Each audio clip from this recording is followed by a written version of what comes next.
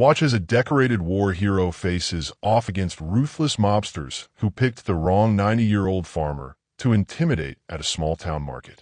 Will this Medal of Honor recipient's military past and unexpected connections be enough to save not just himself, but everyone under the mob's growing threat? I never thought I'd face death again at 90 years old. Not here. Not at this peaceful farmer's market where I've sold my vegetables every Sunday for 30 years. But life has a way of finding you, no matter how far you run from your past. My hands shake slightly as I arrange the tomatoes I picked at dawn. It's not the arthritis. It's the men in black suits walking between the stalls. 3 of them, moving with purpose, stopping at each vendor. Old Mrs. Wilson next door looks frightened as they approach her flower stand. "Good morning, ma'am," the tallest one says, his smile all wrong. "Beautiful flowers. I'm Frank Torino. My associates and I are offering protection services to vendors in this area." Mrs. Wilson clutches her cardigan. Protection? From what? The shorter, muscular one, I later learn his name is Marco, knocks over a bucket of sunflowers. "Accidents happen, you know. Fires, vandalism, theft." I watch Mrs. Wilson's face crumple as she reaches for her cash box with trembling fingers. She's been a widow for 12 years, lives alone with her cats. Those flowers pay her heating bill. My chest tightens. I know these types. Before I was Farmer Joe Sullivan, I was Sergeant Sullivan. I've seen bullies in every corner of the world. "That's just the starter payment," Frank says, pocketing Mrs. Wilson's money. "We'll be back next week. Rates might go up, might go down, depends how business goes." They move on to Bob's honey stand. Same routine. Bob looks at his grandkids helping him, then reluctantly pays. I touch my chest where my Medal of Honor rests beneath my flannel shirt. I never wear it. Too many questions, too many memories of Korea I'd rather forget. But I never go anywhere without it. My lucky charm, though there's nothing lucky about how I earned it. The market manager, Tim, approaches the men, looking nervous. "Excuse me, gentlemen, I don't think you've registered as vendors." Frank places a heavy hand on Tim's shoulder. "We're not vendors. We're businessmen. Unless you want this nice market to experience some unfortunate troubles, you'll forget you saw us." Tim's face pales. He looks around, but the 2 police officers who usually patrol the market are nowhere to be seen. The third man, youngest, nervous eyes, keeps checking his phone, writes something in a small notebook. "That's 18 vendors," he tells Frank, "plus the market manager." "Good work, Vinny," Frank says. "We'll double our territory by next month at this rate." My hands grip the edge of my table. 18 vendors. Honest, hardworking people. Many of them elderly like me, trying to supplement fixed incomes. Some young families just starting out. The men are 3 stalls away now. Mrs. Chun from the farm next to mine is next. Her daughter Amy just started college, first in their family. Mrs. Chun works sunrise to sunset to pay those tuition bills. I fought in a war to protect people like her. Now I'm supposed to watch these thugs take her money? Frank notices me watching, makes eye contact, smiles slowly. I straighten my back despite the pain. My combat days are long behind me, but not everything I learned in Korea has faded with age. "Sullivan, don't," whispers Rachel from the cheese stand across from me. She's seen my expression change. They're dangerous. Frank and his boys reach Mrs. Chin's vegetable stand. She's confused, her English limited. They're growing impatient. "Money," Marco says loudly, making a cash gesture. "Protection money. Pay up."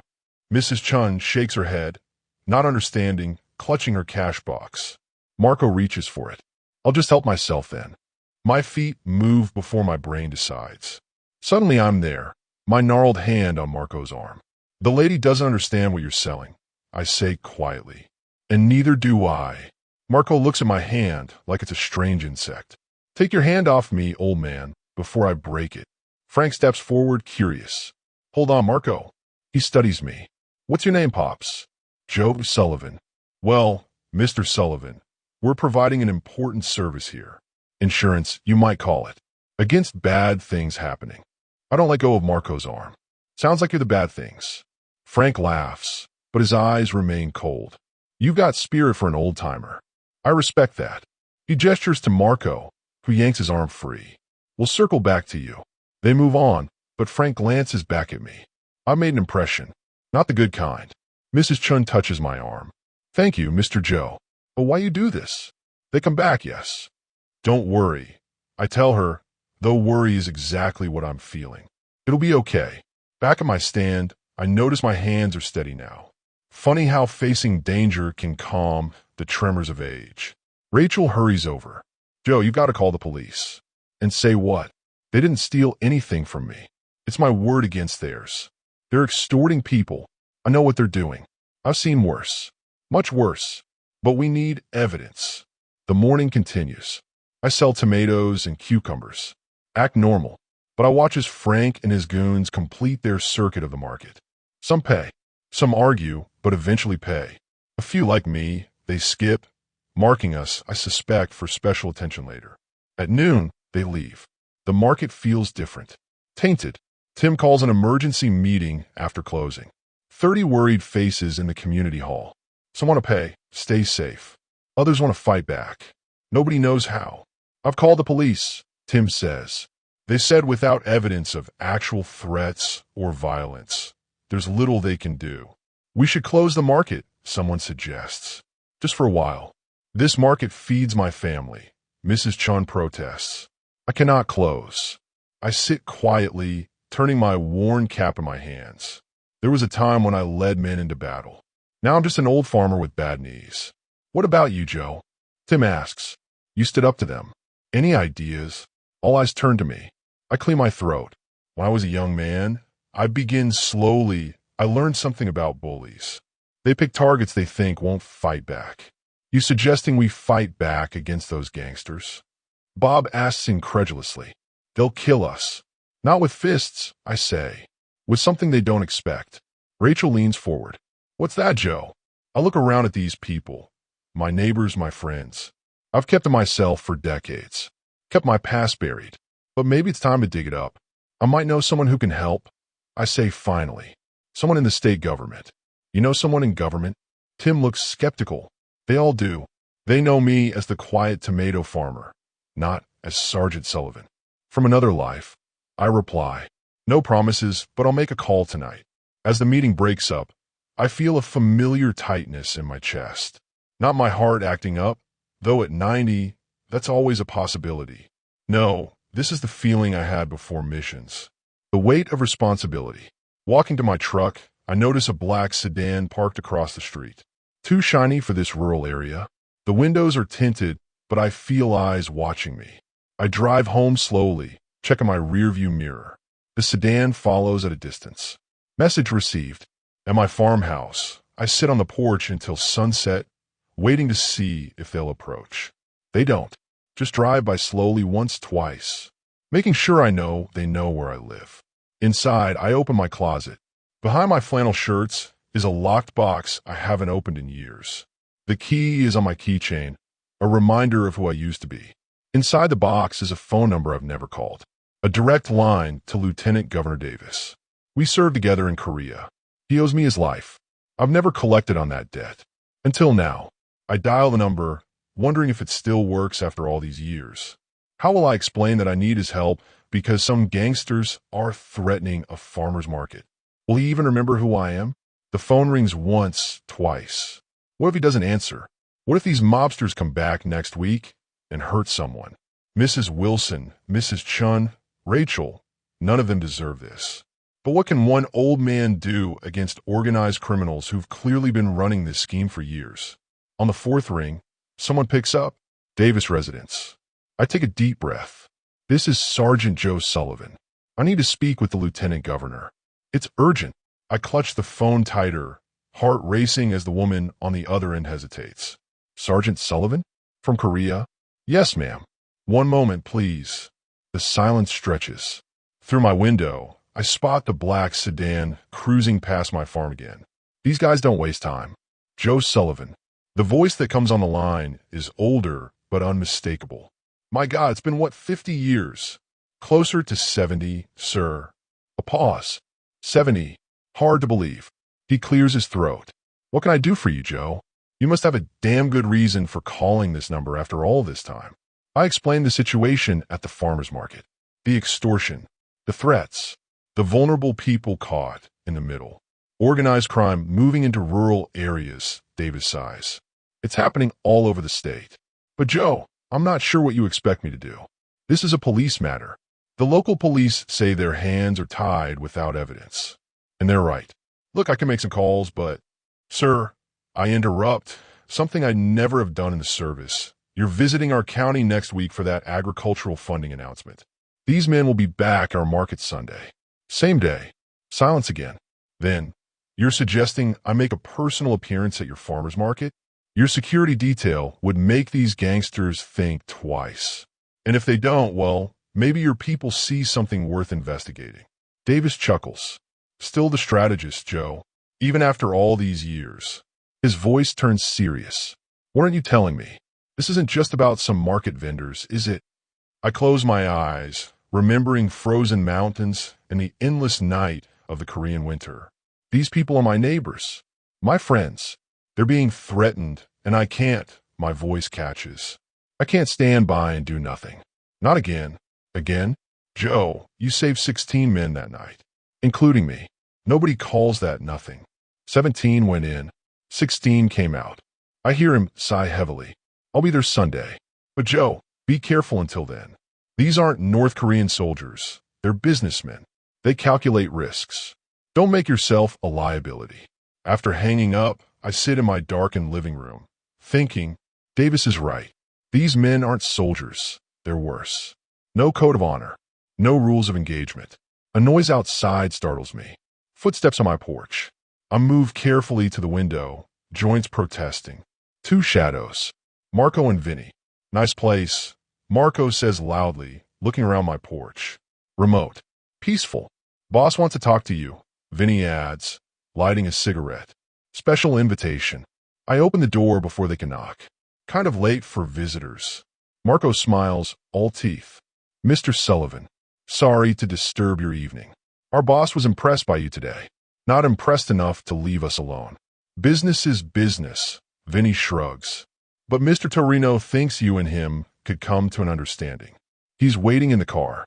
I glance toward the black sedan idling in my driveway. Tell your boss if he wants to talk. He can come to my door like a man. Marco's smile vanishes. That wasn't a request, old-timer. My hand tightens on my walking stick. Not much of a weapon, but better than nothing. I'm 90 years old, I say calmly. My bedtime was 2 hours ago.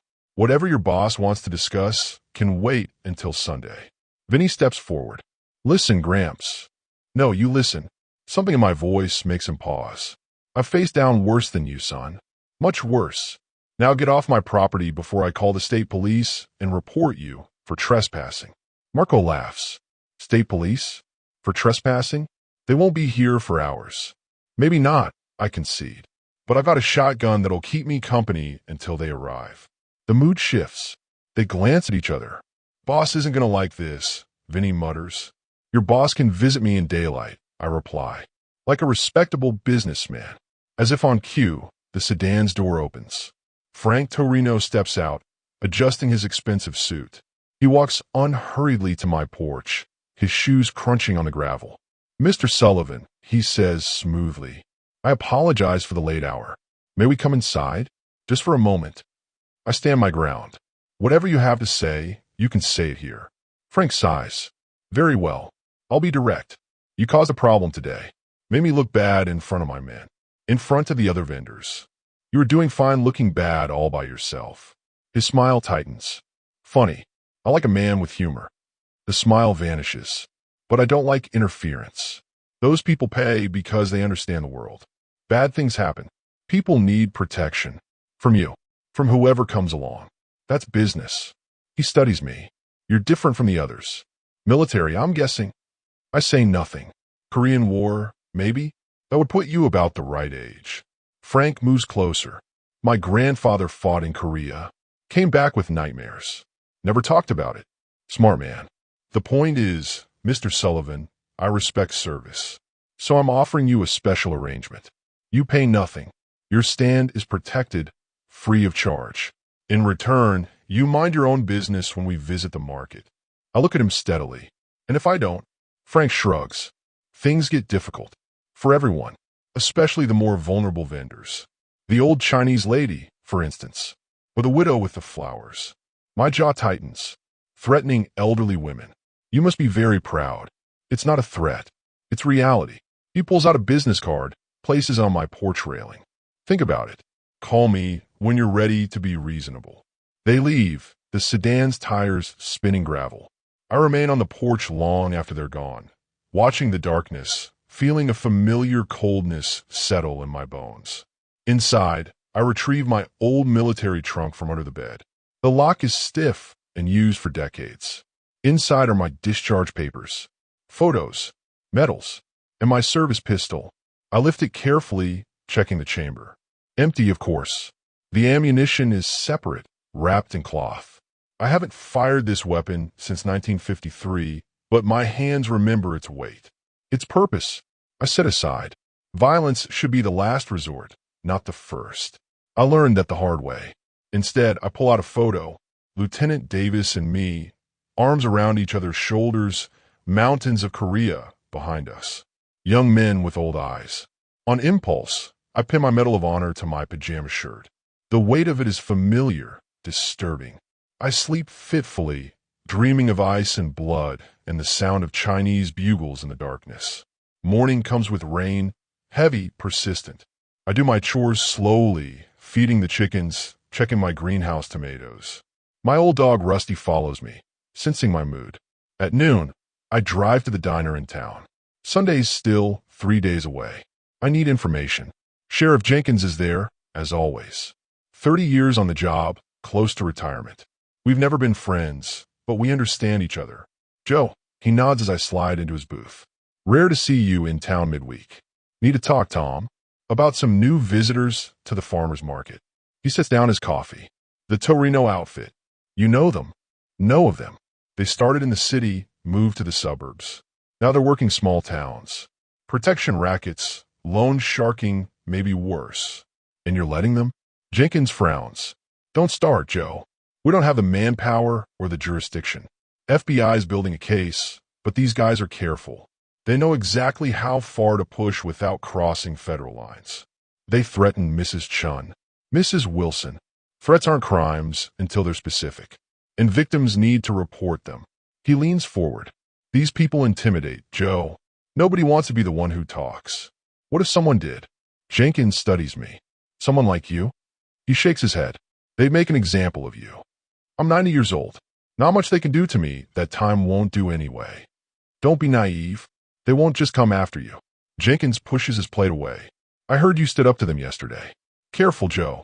These aren't war zone enemies you can see coming. They'll hit you where it hurts.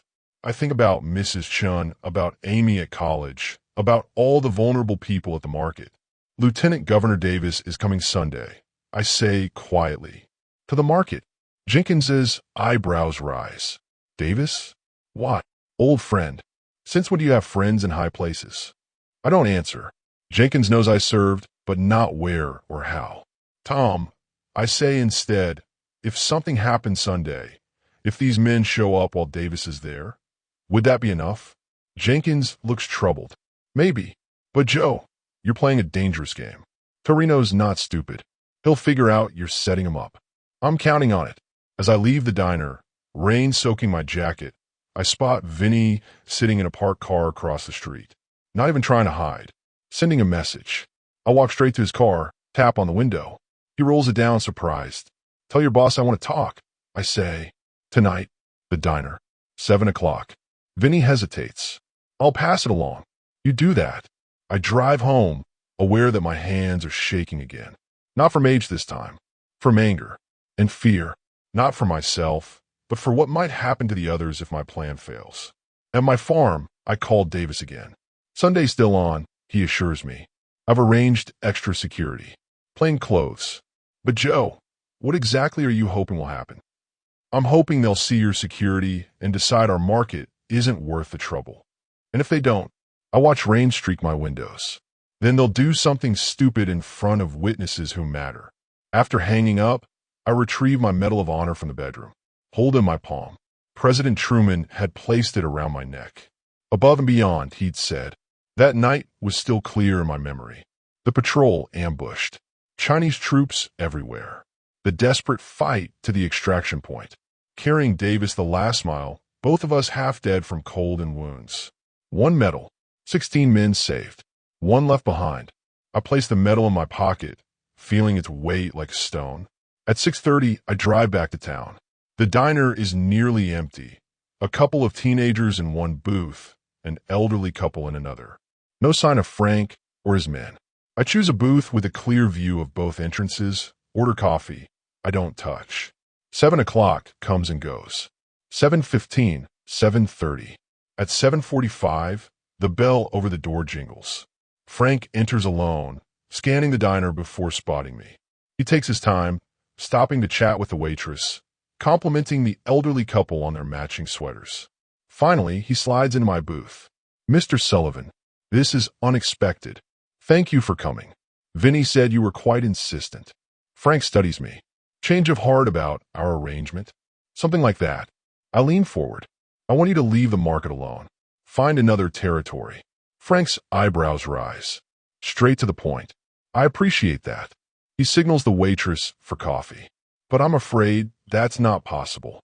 We've already established ourselves. Customers have paid for protection. They paid because they were scared. That's how the world works." He shrugs. "Fear motivates. Always has." I reach into my pocket, place my Medal of Honor on the table between us. Frank glances at it, unimpressed. "What's this supposed to be?" "Medal of Honor. Korea. 1953. That's supposed to scare me, old man." "No. It's supposed to help you understand who you're dealing with." I meet his gaze steadily. "When I was 22, I killed 12 men in one night. Not because I wanted to, because I had to save my unit." Frank's expression doesn't change, but something flickers in his eyes. "Lieutenant Governor Davis was there." I continue. "He's visiting our market Sunday with his security detail. His very large, very professional security detail. Is that a threat, Mr. Sullivan?" "It's a reality. The reality is you picked the wrong market, the wrong town, the wrong old man." Frank sips his coffee, considering. "You're bluffing. The lieutenant governor isn't coming to some backwater farmer's market." I slide my phone across the table. On it is a text message from Davis, confirming Sunday's visit. Frank reads it, his face hardening. "This changes nothing," he says finally. "Politicians come and go. We're building something permanent here. Not in my town."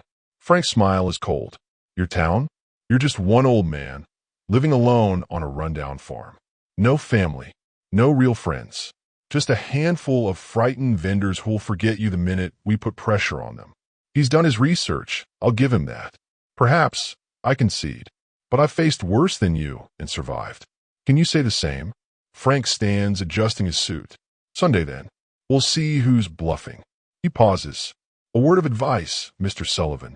Men like us, we understand how the world really works. The strong take what they want. I remain seated.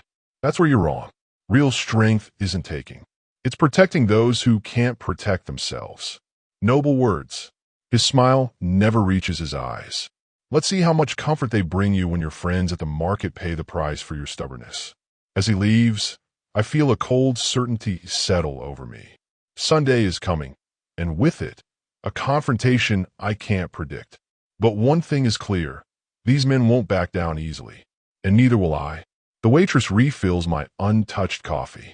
"Everything okay, Mr. Sullivan?" I nod, picking up my medal from the table. "Just fine, Clara. Just fine."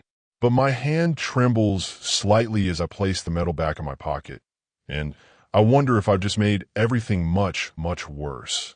I sit alone in my darkened farmhouse, the weight of my old service pistol heavy in my hands. Never thought I'd touch it again. The cold metal brings back memories I've tried to forget for decades. Screams in the darkness.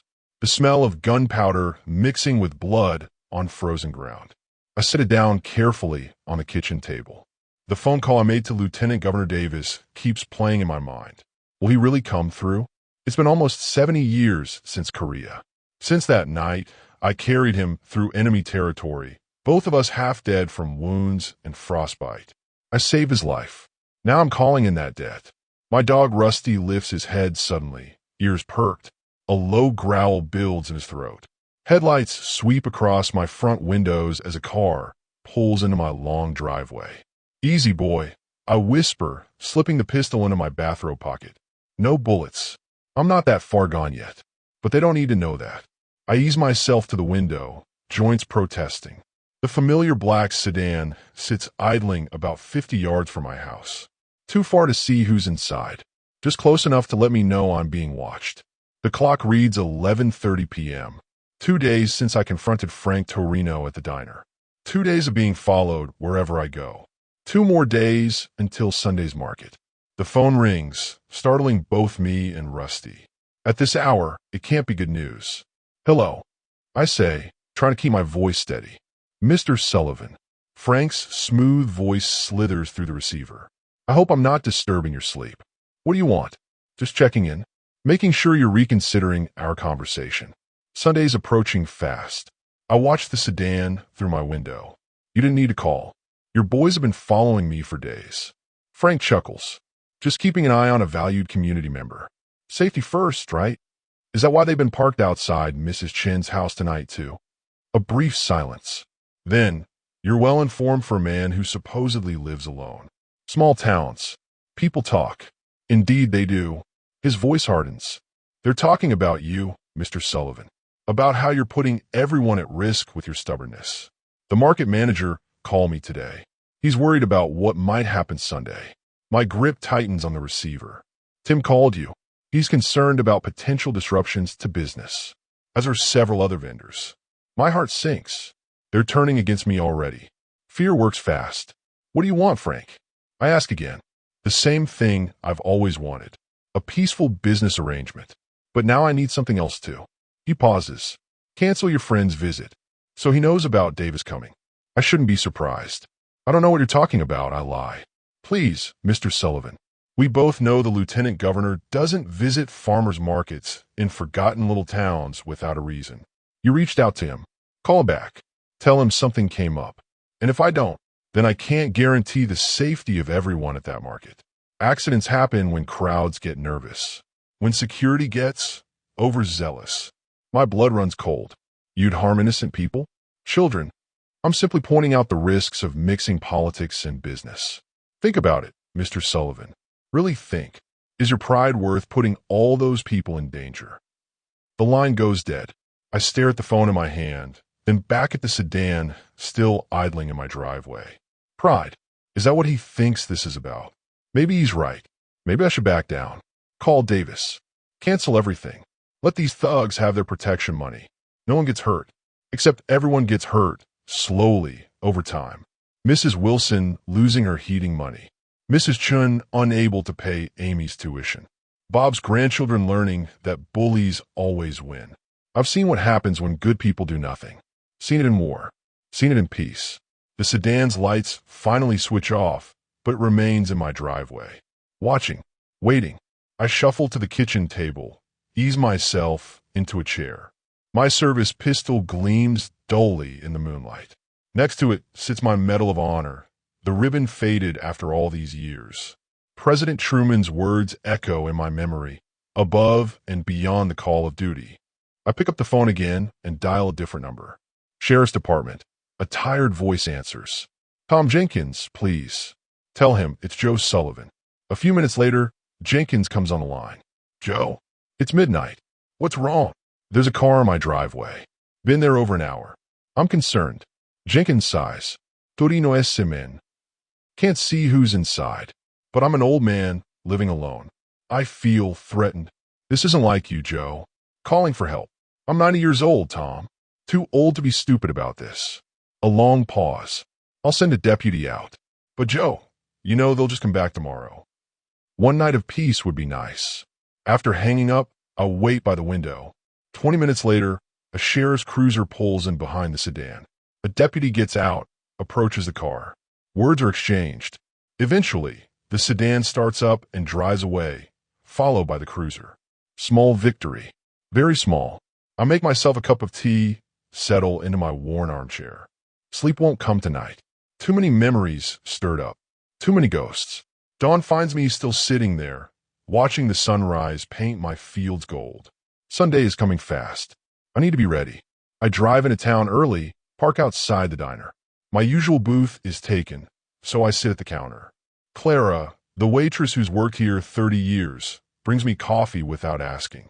"You look awful, Joe," she says, concern creasing her face. "Everything okay?"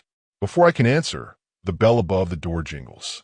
Tim, the market manager, walks in, spots me, hesitates before approaching. "Morning, Tim," I say, keeping my voice neutral. "Coffee." He sits beside me, won't meet my eyes. "Joe, we need to talk. About your phone call to Frank Torino." His face reddens. "It's not what you think. He called me. Said things were getting out of hand because of you." Tim lowers his voice. "He mentioned your war record. Said you were unstable. Dangerous." I sip my coffee. "And you believed him." "I don't know what to believe anymore." Tim's voice cracks. "All I know is that people are scared. The Johnsons pulled out of Sunday's market. So did the Parkers. They're afraid there's going to be trouble." "There's already trouble, Tim. You just haven't been paying attention." He finally looks at me. "Is it true?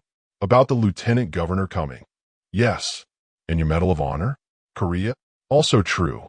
Tim runs a hand through his thinning hair. "Jesus, Joe. All these years, and I never knew. Never needed to know." Clara refills my cup, pretends not to listen. But small towns have no secrets. By noon, everyone will know about Sergeant Sullivan and his medal. "Joe," Tim says quietly, "Frank came to see me last night. After hours. Had his guys with him." I set down my cup. "Did they hurt you?" "No, just talked." "But," he swallows hard, "they know things. About my daughter in college. Which dorm she lives in. Said accidents happen on campuses all the time." Cold anger spreads through my chest. "They threatened your daughter?" "Not directly. Just let me know they could find her." Tim's hands shake. "I got to think about my family, Joe. I'm canceling Sunday's market." The diner suddenly feels very quiet. Several patrons are watching us now, pretending not to. "If you cancel," I say carefully, "they win. Not just Sunday. Every day after that. What choice do I have?" "We all have choices, Tim. Even when there are no good ones." He stands, drops a few dollars on the counter. "I'm sorry, Joe. I really am. But I'm not risking my daughter." I watch him leave, feeling the weight of decades pressing down on me. One by one, they'll all give in to fear. Can I blame them? I'm asking them to stand against dangerous men when I couldn't even protect Mrs. Wilson from having her flower money taken. Clara slides a plate of eggs in front of me that I didn't order. "On the house," she says. "You look like you need it." "Thanks, Clara." "For what it's worth," she continues, wiping the counter, "my Bobby's coming Sunday. With his friend from the VFW. I look up surprised. "The market's canceled." She snorts. "Like hell it is. Tim doesn't own that square. My Bobby says veterans stick together. Says they're all coming to support you." Hope flickers, fragile as a match in wind. "Clara, these aren't good men we're dealing with. Neither were the ones you fought in Korea, I expect." She pats my hand. "Eat your eggs, Joe. You'll need your strength." By the time I finish breakfast, my phone has 3 messages. Rachel from the cheese stand. Bob who sells honey. Mrs. Wilson. All saying the same thing. They'll be there Sunday, market or no market. Outside, I spot Vinny sitting in a parked car across the street, watching me. I walk straight to my truck, ignoring him. Let them watch. Let them wonder. Driving home, I make one more call. Davis's private number. "It's getting complicated," I tell him when he answers. "The market manager is trying to cancel." "I heard," Davis replies. "My office was called this morning by your mayor. Seems there are security concerns about my visit." My heart sinks. They got to the mayor too. "Joe, are you sure about this? These people sound serious. That's why we need to stop them now, before they own the whole town." A long pause. "All right, Sunday's still on. I'm bringing extra security. But Joe, be careful. My people say this Torino outfit doesn't mess around." "Neither do we," I reply, thinking of Clara's husband and his VFW friends. "Neither do we." At home, I find my front door ajar. Rusty meets me, tail wagging, unharmed. But someone's been inside. Nothing obvious is missing. They weren't here to steal. In my bedroom, I find what they came for. My military trunk is open. Service records scattered. The Medal of Honor case empty. On my pillow sits a folded note. "A medal doesn't make you bulletproof, old man. I sit heavily on the bed, hands shaking. Not from fear, from anger. Pure, clarifying anger I haven't felt since Korea. They've crossed the line, invaded my home, stolen something sacred, something earned with blood. I reach for the phone, dial Sheriff Jenkins. Someone broke into my house. I tell him. Stole my Medal of Honor. I'll send someone out, he promises. But Joe, I know. No proof who did it. I was going to say, be careful. If they took that specific item, it's a message. Message received, I reply. After hanging up, I open my closet, push aside hanging clothes. Behind them is a small safe embedded in the wall. My fingers work the combination from memory. Inside is a small box containing my service pistol ammunition. I haven't touched it in decades. I take out a single bullet, roll it between my fingers. I won't use it. Probably. But after today, I need to be ready. For anything. Sunday is coming. And with it, a showdown 70 years in the making. Not against North Korean soldiers this time. Against men who think fear is power. Who think old means weak. They took my medal, but they don't understand what it represents. What I'm capable of.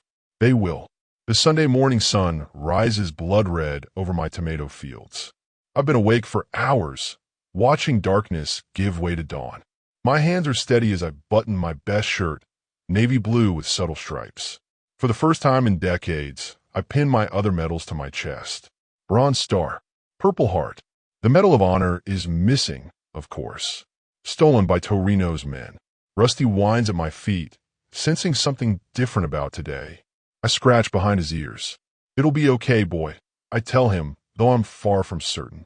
My phone buzzes with messages from market vendors. Despite Tim's cancellation, they're setting up, standing their ground. Beside my truck sits the wooden crate of tomatoes I picked at first light, each one perfect. Maybe my last harvest, if things go badly today. The drive to town feels longer than usual. Each familiar bend in the road, each farmhouse and field takes on new significance. This is my home, has been for 45 years, since I left the service and sought quiet after too much noise. The market square looks different today. Fewer stalls than normal, maybe half the usual vendors. But those who've come have brought reinforcements. Clara's husband, Bobby, stands with 3 other older men, all wearing VFW caps. Mrs. Wilson's nephews help at her flower stand. Even Mrs. Chun has her cousins from the next county over. And parked discreetly at various spots around the square are 4 black SUVs with government plates. Davis's security team already in position. I park my truck and start unloading my tomatoes. Rachel hurries over from her cheese stand to help. Should you be wearing those? She asks, nodding at my medals. Might make you more of a target. That's the plan, I reply. Her eyes widen. Joe, no. We need you safe. What we need is for those men to focus on me instead of all of you. I straighten a row of tomatoes. Where's Tim? Haven't seen him. Word is he took his wife and drove to his daughter's college last night, getting her somewhere safe. Smart man. I can't blame him. The lieutenant governor? I ask. Not here yet, but his people are. She nods toward a fit-looking man in casual clothes examining produce 3 stalls down. Too alert, too watchful to be a regular customer. They've been here since dawn. The market opens officially at 9. By 8:30, customers start trickling in, fewer than normal but steady. Some have clearly come to support us after hearing rumors. Others seem oblivious to the tension in the air. At 9:15, my phone buzzes. A text from Davis, 15 minutes out. I send Rachel to spread the word quietly. Vendors straighten their displays. Bobby and his VFW friends position themselves strategically around the square. 9:25. No sign of Torino or his men. The normal market buzz builds. People buying cheese, honey, flowers. Examining my tomatoes with care. 9:30. A convoy of 3 black SUVs pulls into the square. The middle one stops directly in front of the market entrance. Lieutenant Governor Davis steps out, flanked by plainclothes security. At 75, Davis is still imposing. Tall, silver-haired, with the bearing of a military man turned politician. He spots me immediately, makes his way through the crowd. Sergeant Sullivan, he says formally, extending his hand. Cameras flash as county newspaper reporters capture the moment. Lieutenant Governor. We shake hands, a firm grip between old soldiers. Been a long time, Davis says, his voice carrying just enough for nearby people to hear. Not since Korea. More cameras flash. The reporters move closer. It has, I agree. Thank you for coming. Davis looks around the market, taking in the reduced number of stalls, the watchful eyes of his security team, the VFW veterans standing guard. He understands the situation immediately. I wouldn't miss it, he says meaningfully. After all, how often do I get to visit with a Medal of Honor recipient? The words hang in the air. Several nearby shoppers turn to stare at me. The reporter's interest visibly increases. Davis continues, voice projecting. Where is your medal today, Sergeant? I'd have expected you to wear it for an occasion like this. Before I can answer, a smooth voice cuts through the morning air. Perhaps he misplaced it. Frank Torino strolls into the market, immaculately dressed, as always. Marco and Vinny flank him, with two new men I don't recognize bringing up the rear. 5 of them total. They move with casual confidence, as if they own the place. Davis's security team tenses visibly. One speaks quietly into his wrist mic. Mr. Sullivan, Frank says, nodding to me, then turning to Davis. Lieutenant Governor, what an honor to have you visit our humble market. Davis's smile is pure politician, all teeth, no warmth. I never miss an opportunity to support local agriculture or to visit with genuine American heroes. Frank's eyes narrow slightly at the pointed remark. Indeed, though sometimes heroes become confused in their old age, start seeing enemies everywhere. And sometimes, Davis counters smoothly, they recognize dangerous men even when they're wearing expensive suits. The tension crackles like static electricity. Market goers sense it, moving away from our small group, creating an impromptu circle. Davis's security people edge closer. Frank maintains his smile, but his eyes have gone cold.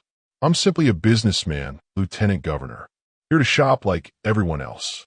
He turns to me, though I did want to return something to Mr. Sullivan, something he seems to have misplaced. Reaching into his jacket pocket, Frank pulls out my Medal of Honor. The morning sun catches its surface, making it gleam. Several gasps rise from the watching crowd. I believe this is yours, Frank says loudly, holding it up for everyone to see. Found it lying in the street yesterday. Terrible shame, treating such an honor so carelessly. The calculated insult hangs in the air. I feel Davis stiffen beside me. See his security team exchange glances. That medal, Davis says, voice sharp as winter ice, was awarded for actions above and beyond the call of duty. For saving 16 men, including me, behind enemy lines in Korea. Frank shrugs. Impressive, though I wonder if his memory of events is accurate. After all, at his age, he lets the insinuation dangle. His memory is perfect, Davis snaps.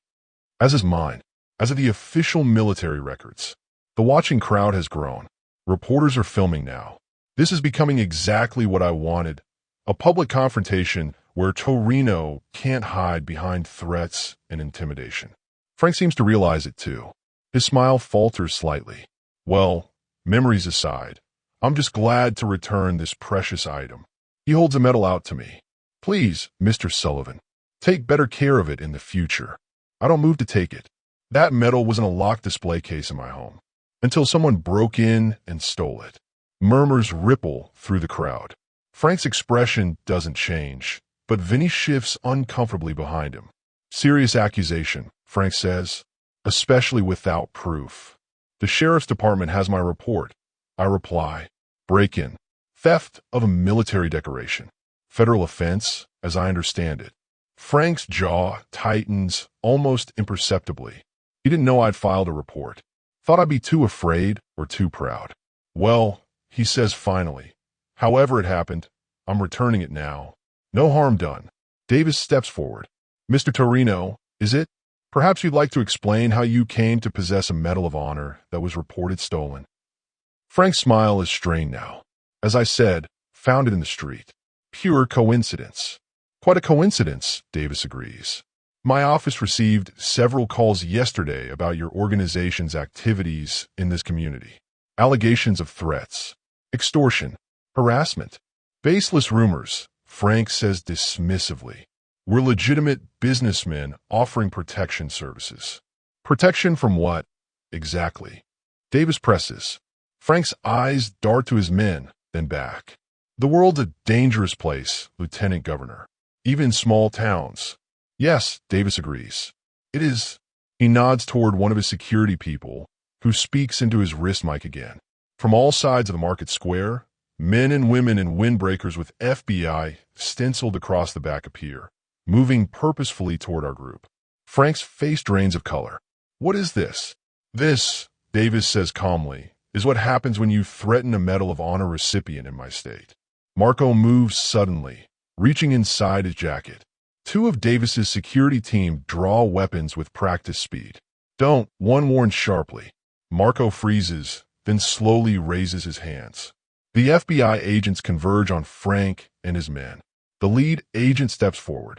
Francis Torino, we have a warrant for your arrest on suspicion of racketeering, extortion, and interstate threats. Frank's composure cracks. This is harassment. I have rights. Yes, you do, the agent agrees, producing handcuffs, and we'll be sure to read them to you. As the agents begin cuffing Frank's group, he fixes me with a venomous stare. This isn't over, old man. Not by a long shot. I hold his gaze steadily. Actually, I think it is. The FBI lead agent approaches me, holding out an evidence bag. Mr. Sullivan, we'll need that medal as evidence. The one he tried to return to you. Frank's smile returns, cold and confident.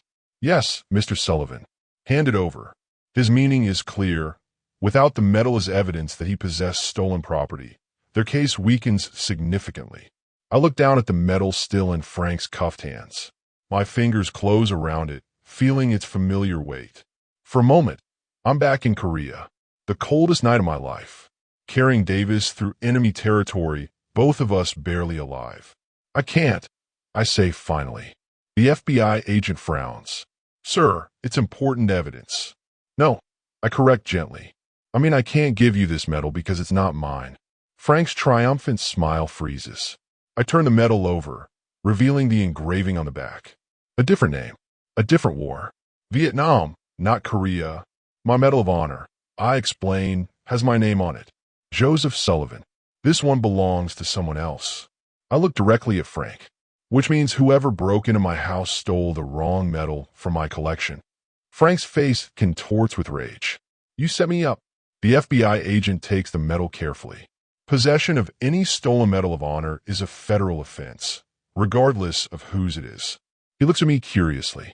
You have someone else's medal? I run a small veterans museum in my barn, I explain, for local schools. That medal was donated by the recipient's widow last year for educational purposes. Davis claps me on the shoulder, grinning. Always the strategist, Joe, even after all these years. As the FBI leads Frank and his men away, the market erupts in applause. Vendors and customers alike surround me, offering congratulations. Thanks. Mrs. Wilson hugs me tightly. You saved us, Joe. We saved ourselves, I correct her, by standing together. Rachel pushes through the crowd, eyes wide. Joe, the reporters want interviews. With you and the lieutenant governor. Davis chuckles. What do you say, Sergeant? Ready to be a hero again? I shake my head. I'm just a farmer who's late getting back to his tomatoes. The crowd laughs, but there's respect in their eyes now. Not for my medals or my age, but for something else. Something I'd forgotten I still had inside me. As the excitement continues around us, Davis pulls me aside. That was a damn clever trap, he says quietly. But Joe, men like Torino have connections. Even with the FBI involved, this might not be over. I nod, watching as the black FBI vehicles pull away from the market square. I know, but for today we won. Worth the risk. I look around at the market coming back to life. Mrs. Chun selling vegetables. Mrs. Wilson arranging her flowers. Bobby and his VFW friends standing tall and proud. Always as I tell him, to protect what matters. As Davis moves away to give his statement to the press, I notice Vinny being led to a separate FBI vehicle. He locks eyes with me briefly. Mouths two words I can read clearly. Not over. A chill runs through me despite the warm morning. Maybe he's right. Maybe this is just the beginning of a new battle, not the end of an old one. But for now, the market is safe. My neighbors can breathe easier. And somewhere in my bedside drawer, my real Medal of Honor waits safely. A reminder that sometimes the hardest battles are the ones we choose to fight when we could simply walk away. I straighten my remaining medals, pick up an empty tomato crate. There's work to be done, customers to serve. And tomorrow? Tomorrow will take care of itself. Look who's joined the party. Marco laughs, spotting me frozen in the doorway. My heart nearly jumps out of my chest as both men turn to face me. The living room I've kept tidy for decades is now a disaster. Cushions slashed open, drawers dumped onto the floor, and my most precious memories scattered like trash. Vinny holds up my Medal of Honor, dangling it between his thick fingers like it's some cheap necklace from a gumball machine. This real gold, old-timer, he asks, giving a little shake. Might be worth something after all. The sight of his dirty fingers on my medal sends a hot wave through my old bones. That medal traveled with me from the frozen hills of Korea to this quiet farmhouse. President Truman himself placed it in my trembling hands while families of my fallen brothers watched with tear-filled eyes. That was awarded to me by President Truman himself. I say, my voice coming out steadier than I feel. For saving 16 men in Korea when we were surrounded by thousands of Chinese soldiers in temperatures so cold our blood nearly froze. Their laughter fades slightly. For just a moment, I see uncertainty cross their faces. Young men like these have never known real danger. Not the kind where your breath turns to ice and your friends die in your arms. I take another step forward, my old knees surprisingly strong now. The men I saved were sons, brothers, and fathers. That medal isn't just metal, it's their lives. Marco glances nervously at Vinny, but quickly puffs up his chest again. Bullies always need to look tough, even when they're starting to worry. You know what else? I continue pushing my advantage. Tomorrow, the lieutenant governor, my friend, will be at the market with state police. You boys picked the wrong farmer to threaten. Marco's face twitches. For a split second, I think I've gotten through to them. Maybe they'll return my medal and disappear back to whatever hole Frank keeps them in. But then Marco's eyes harden. Nice try, Gramps. Boss says you're bluffing about knowing the lieutenant governor. He steps toward me, raising his fist. Time to teach you what happens to people who don't respect Frank's business. I brace myself for the blow, too old to dodge, but too stubborn to flinch. I faced worse than this two-bit thug. But suddenly, Marco freezes. We all turn toward the window as bright headlights flood the room through the thin curtains. The crunch of tires on my gravel driveway seems impossibly loud in the silent room. Vinny stuffs my medal into his pocket, his face pale. That'll be Frank, he mutters, looking both relieved and worried at the same time.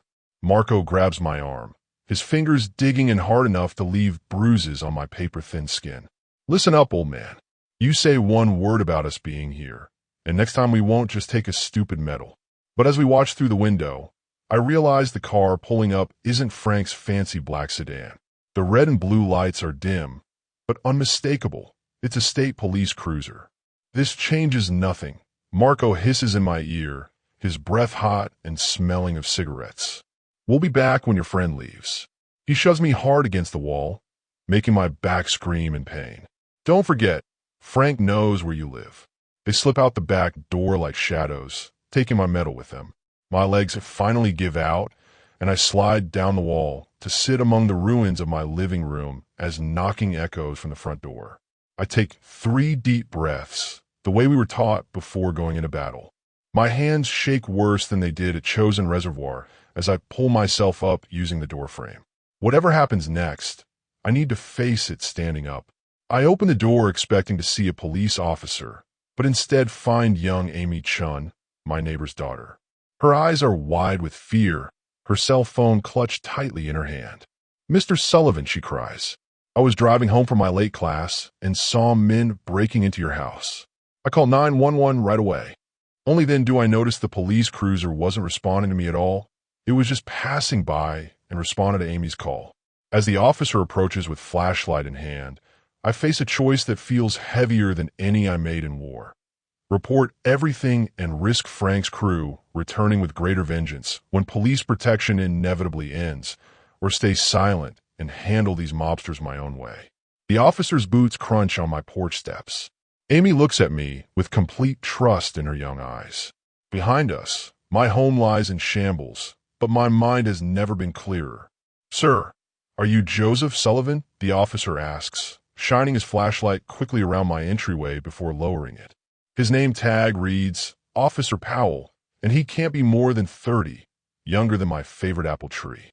"Yes, that's me," I reply, standing as straight as my old back allows. Behind Officer Powell, Amy hovers anxiously, her phone still in her hand. "Your neighbor here reported a possible break-in. Are you okay? Is anyone else in the house?" Before I can answer, Amy bursts out, "I saw 2 men, officer. They were wearing dark clothes, and they didn't use the front door." Officer Powell's hand moves instinctively toward his gun. "Sir, I need to check your home. Please stay here with Miss Chun." As he steps past me, I make my decision. "Officer, there were men here, I admit," my voice low. "But they're gone now. Out the back door when they saw your lights." Powell pauses, suddenly more alert. "Did you recognize them? Did they take anything?" The weight of my missing Medal of Honor feels heavier than when I wore it. I think of Frank's connections, of Amy's safety, of tomorrow's plan with the lieutenant governor that could all be ruined if Frank gets arrested tonight and replaced by someone we don't know. Just some cash I had in a drawer. I lie, hating the taste of it. I didn't see their faces clearly. These old eyes aren't what they used to be. Amy looks confused. "But Mr. Sullivan," I cut her off with a gentle touch on her arm. "Amy, thank you for calling the police. You're a brave girl. But I'm fine, just a little shaken up." Officer Powell spends 20 minutes searching my house and taking notes about my stolen cash. He promises to patrol the area tonight, but doesn't seem hopeful about catching random burglars. I watch from my porch as he drives away, leaving Amy and me alone in the glow of my porch light. "Why didn't you tell him the truth?" Amy asks immediately. Her parents came to America from China when she was just a baby. Maybe that's why she notices things others miss. She learned early to watch carefully. I sigh, suddenly feeling every one of my 90 years. Sometimes the police can't help with certain problems, Amy. Those men were the same ones from the market, weren't they? The ones harassing Mrs. Wilson and the other vendors. Amy isn't asking. She's stating a fact. I nod slowly. "You should go home now. It's late, and your parents will be worried." Instead of leaving, Amy helps me back inside and gasps at the mess. Without asking permission, she starts picking up books and putting cushions back in place. "I'm not leaving you alone like this, Mr. Sullivan." For the next hour, we work together straightening up my small living room. I don't have the heart to tell her it doesn't matter, that Frank and his boys will be back. Maybe tomorrow, maybe next week. As Amy arranges the last of my fallen photo frames, her hand pauses on one dusty picture. "Is this you?" she asks, studying the black and white image of 2 young soldiers, arms around each other's shoulders, mountains rising behind them. "That's me and Richard Davis in Korea," I explain, taking the photo gently. "Before he became lieutenant governor. Before either of us knew if we'd make it home." Amy's eyes widen. "You really do know him? The mobsters weren't sure if you were telling the truth." I freeze. "You heard them." She nods. "I got here before the police. I was outside your kitchen window when I heard them threatening you." Her voice drops to a whisper. I recorded some of it on my phone. My hands start to tremble as I sink into my recliner. This changes everything. With evidence like that, we could put Frank away before he hurts anyone else. But if anything happened to Amy because of it, "Amy, those are dangerous men," I tell her, trying to keep my voice calm. "They have friends in high places." "So do you," she says simply, pointing at the photo. "And I bet Lieutenant Governor Davis would want to help his friend." The old rotary phone in my kitchen suddenly rings, making us both jump. At this hour, it can only be one person. I called Davis earlier, before the break-in. Amy helps me to the kitchen where I lift the heavy receiver. "Joe Sullivan, comes the familiar voice I haven't heard in decades. My God, it's been forever. I got your message and had to call back right away. Relief floods through me. But before I can explain my situation, Amy grabs my arm and points frantically toward the back door. Even with my bad hearing, I catch the unmistakable sound of glass breaking somewhere in the house. Richard, I whisper urgently into the phone, I need your help. Now, Amy is already dialing 911 again, but we both know help won't arrive in time. In the darkness of my kitchen, I make a decision that will either save us or put us in greater danger. I motion for Amy to follow me to the basement door, the one place the mobsters haven't searched yet. As we quietly descend the creaky stairs, I can hear heavy footsteps above us. Frank has sent someone back, maybe to clean up loose ends, maybe to search more thoroughly. Either way, Amy and I have only minutes to hide the evidence she's collected and figure out how to survive until morning. In the dim light of the basement, my eyes fall on something I haven't touched in decades. My old army footlocker pushed against the wall. Inside isn't just memories of war, but perhaps our only chance against the war now coming to my doorstep. My old army footlocker creaks open, revealing treasures from another life. Amy gasps as I lift out my service pistol, still wrapped in oilcloth after all these years. The weight of it feels both strange and familiar in my hands. Mr. Sullivan, are you allowed to have that? Amy whispers, her eyes wide in the dim basement light. Some things a soldier never leaves behind.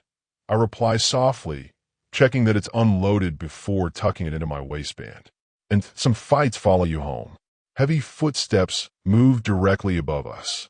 Dust sprinkles down from the ceiling as whoever Frank sent searches my house room by room. Amy's phone glows as she checks her recording. Our only real evidence against these criminals. We need to get this to the police, she mouths silently. I shake my head and point to the small basement window near the ceiling. It's our only way out without going back upstairs. I've never been more thankful for staying skinny in my old age. You first, I whisper, lifting an old crate beneath the window. Run to the Petersons' farm. Don't look back. Amy hesitates. I'm not leaving you. Before I can argue, the basement door at the top of the stairs rattles. We freeze like statues as a flashlight beam cuts through the darkness, searching. Every muscle in my body tenses, ready for whatever comes next. The night passes in a blur of hiding and waiting. By dawn, Amy and I have made it safely to the Petersons' farm, where Sheriff Thompson takes our statements, looking grimmer with each word. The recording on Amy's phone is clear as day. Marco and Vinny threatening an old man, admitting to Frank's protection racket. This is bigger than our little department. Joe, Thompson admits his coffee going cold. These guys have connections in the city. But with the lieutenant governor coming today, morning arrives with market day in full swing. The farmer stalls burst with summer produce. My empty spot the only gap in the cheerful row. No sign of Frank or his goons yet, but several plainclothes officers mingle with shoppers. Lieutenant Governor Davis kept his promise after our midnight call. I stand behind my pickup truck, hidden from view, watching. Sheriff Thompson insisted I stay away until Davis arrives with state police, but I couldn't miss this. My best shirt feels stiff and uncomfortable. My Medal of Honor, the original now stolen, replaced with my backup medal from the display case, pinned proudly on my chest for the first time in years. Quite a story you told, Davis. Officer Reynolds says quietly beside me. Unlike the local police, Reynolds is state police sent ahead by the lieutenant governor. He's pulling strings to get the FBI involved. These guys have been running protection rackets across 3 counties. I nod, watching shoppers move from stall to stall. Mrs. Wilson looks nervous at her flower stand, jumping each time someone approaches. The other vendors keep glancing toward the parking lot. Everyone knows something is about to happen. Remember, stay out of sight until... Reynolds starts but stops mid-sentence. A familiar black sedan pulls into the lot. My heart pounds as Frank emerges alone, looking casual in expensive sunglasses. He straightens his tie, surveys the market, and strolls in like he owns the place. Well, look who decided to show up after all, Reynolds mutters. Stay here, Mr. Sullivan. But the minute Reynolds moves away to alert the other officers, I find myself walking forward like I'm being pulled by an invisible string. Some fights you can't watch from the sidelines. I step into the market just as Frank reaches Mrs. Wilson's stall. She looks up at him, terror washing over her kind face. Something inside me snaps. "Frank!" I call out, my voice carrying across the market. Heads turn. Frank freezes, then slowly turns to face me. "Well, if it isn't the hero," Frank says, approaching with measured steps, hands in his expensive suit pockets. He looks different today, controlled, dangerous, like a snake coiled to strike. Didn't expect the old farmer to have friends in high places. His smile doesn't reach his eyes as he leans closer. "But here's what you should know. I have friends too." He discreetly pulls out his phone, showing me a screen with a photo that makes my blood run cold.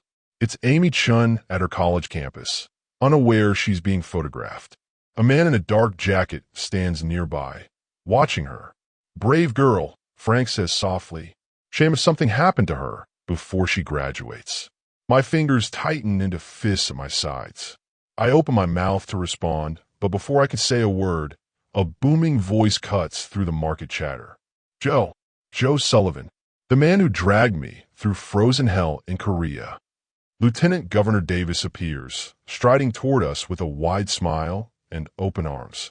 He looks older than in our war photos, his hair silver and thin, but his voice still carries the same command that once ordered men through enemy lines. Frank stiffens beside me, clearly recognizing Davis from television. His eyes dart toward the parking lot, calculating his escape. "Richard," I say, clasping his outstretched hand. "It's been too long." Davis spots my medal immediately, his face lighting up. "Ladies and gentlemen," he announces to the curious market-goers gathering around us. "This man saved 16 soldiers at Chosin Reservoir, carried me 2 miles through Chinese gunfire with a bullet in his own leg."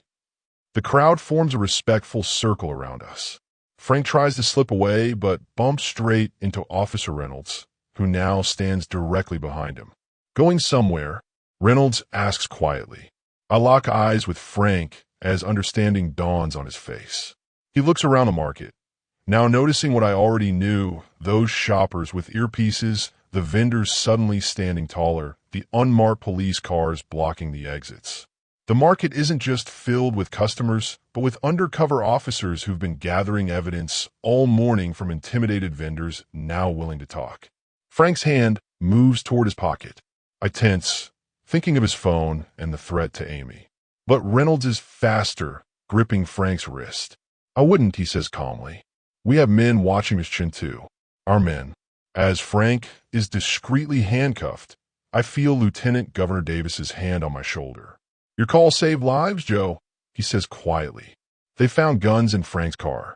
This wasn't just about money today. I nod, watching as Frank is led away. But even as relief washes over me, I can't help wondering about Marco and Vinny and my stolen medal. The next morning's sunrise finds me sitting on my porch swing, a cup of coffee warming my gnarled hands. The events at the market still feel like a dream. Frank in handcuffs, vendors cheering, Lieutenant Governor Davis promising a special commendation for my service to the community. The screen door squeaks open as Sheriff Thompson steps out, looking like he hasn't slept all night. "Just got word from state police," he says, settling his heavy frame into the chair beside me. "They picked up Marco and Vinny trying to skip town. Frank's talking to save himself, giving up names, locations, everything." I nod, sipping my coffee. "And the others?" Frank mentioned having friends in high places. Thompson's tired face breaks into a rare smile. 2 judges and a city councilman arrested at dawn. FBI's been building a case for months. Your market situation was the final piece they needed. The news should make me happy, but there's still a hollow feeling in my chest.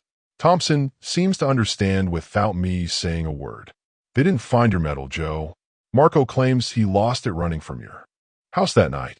I stare out at my tomato fields, trying to hide my disappointment. That medal survived war, followed me home, reminded me daily of the men who didn't make it back. Now it's probably lying in a ditch somewhere or pawned for drinking money. Some things can't be replaced, I say finally. Thompson nods and rises to leave. Amy Chen's parents called. She's back at college with police watching over her, just in case. Brave kid. Too brave sometimes, I agree. After Thompson leaves, I spend the morning tending my garden. At 90, my back protests every bend and reach, but the familiar work soothes my mind.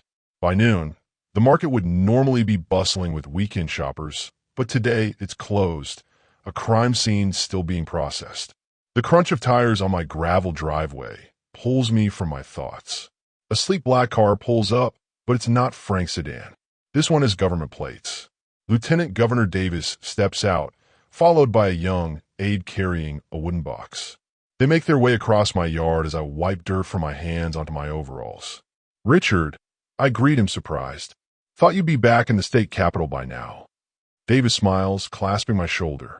"Some things are more important than meetings, Joe." He nods to the aide, who steps forward with a wooden box. "Open it," Davis encourages. Inside, nestled on blue velvet, lies a Medal of Honor, shining new, official. My breath catches in my throat. "Called in some favors at the Pentagon," Davis explains. "Told them how yours was stolen while you were protecting your community. They expedited a replacement." I lift the medal carefully, feeling its weight. It's identical to my original, yet somehow different. The young aide snaps a photo as Davis places it around my neck, just as President Truman did all those years ago. "Thank you," I manage to say, though the words feel inadequate. Davis isn't finished. From his pocket, he pulls out a small plastic evidence bag. "There's something else. They found this during the search of Frank's office." My heart nearly stops as he tips the contents into my palm. My original medal, slightly scratched but intact. The familiar weight of it brings tears to my eyes. "Ow," I whisper. "Frank kept it as a trophy," Davis explains. "Thought it would make a good story to tell his criminal friends. How he took a Medal of Honor from a war hero." That afternoon, reporters gather at my farm. I stand awkwardly for their cameras, both medals now displayed in my living room behind me. Davis makes a speech about courage and community, about how one farmer stood up to organize crime. What the cameras don't capture is Amy Chun, slipping quietly through my back door during the commotion. She places a small card on my kitchen table before disappearing again. Inside is a photo of her graduating class and a simple message: "Some fights are worth fighting." Thank you for teaching me that.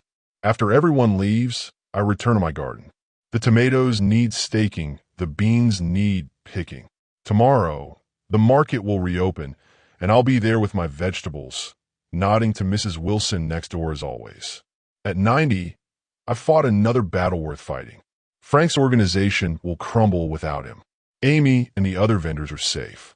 My medals hang once again in their place of honor. And me? I'm just an old farmer with a story to tell, ready for another season of growing the best damn tomatoes in the county. Some heroes wear uniforms. Some just wear overalls. But we all stand up when it matters most.